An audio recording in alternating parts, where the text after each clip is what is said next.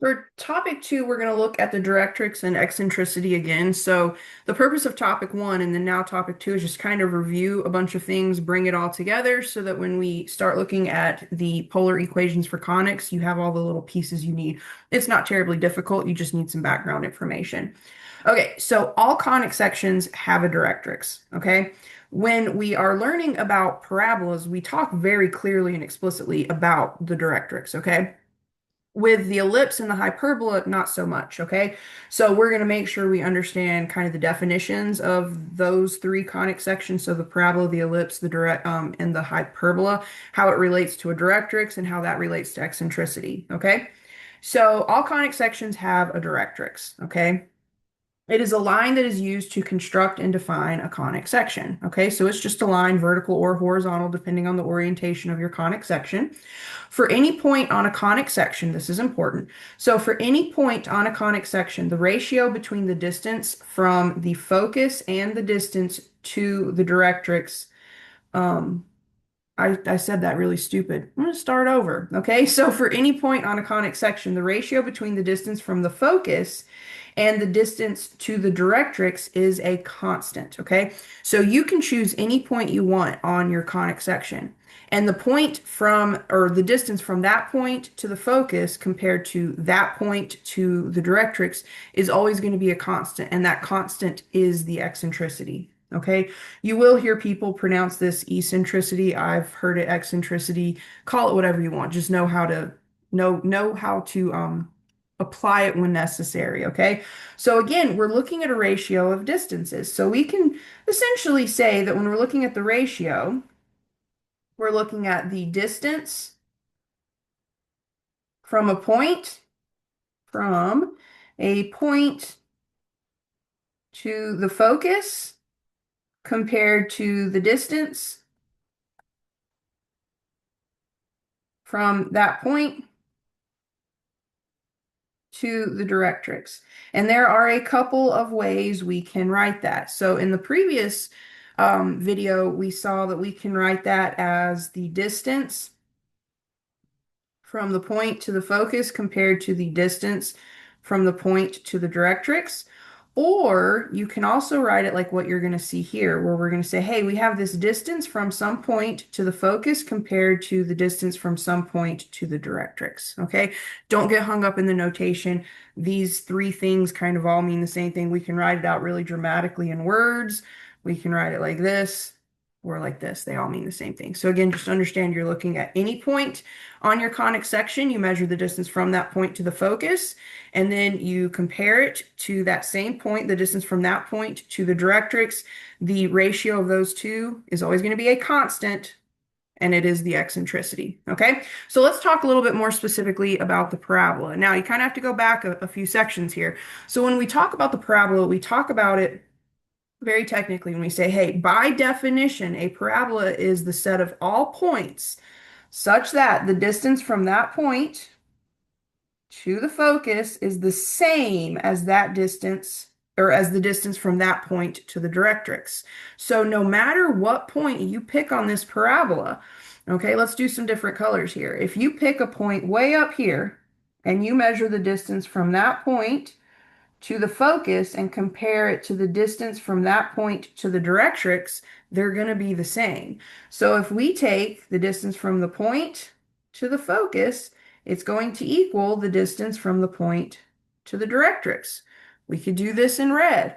We could say, okay, we've got some point way over here. We're going to measure that distance, pretend that's a straight line. We're going to measure the distance from this point to the focus. We're going to measure that distance from the point to the directrix, and we're going to get that the distance from the point to the focus is equal to the distance from the point to the directrix. And that is true no matter what point you pick, okay? So because those two distances are the same, when you take the ratio of those distances, they're always going to equal 1 because these are the same distance. And that is quite literally by definition, the definition of a parabola. Okay? So that is why in this table up here, we're like, hey, guess what? If you have a parabola, the eccentricity is exactly 1. The reason is the definition of the parabola kind of makes it so. Okay? So we get that the eccentricity is 1 which matches this ratio of distances. Okay, so kind of remember by definition, what is a parabola?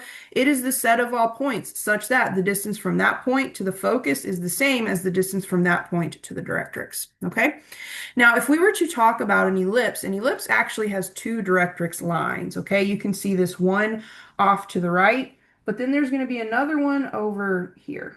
And I didn't like measure that, so that's like approximately, they're kind of the same distance on either side of your ellipse, okay?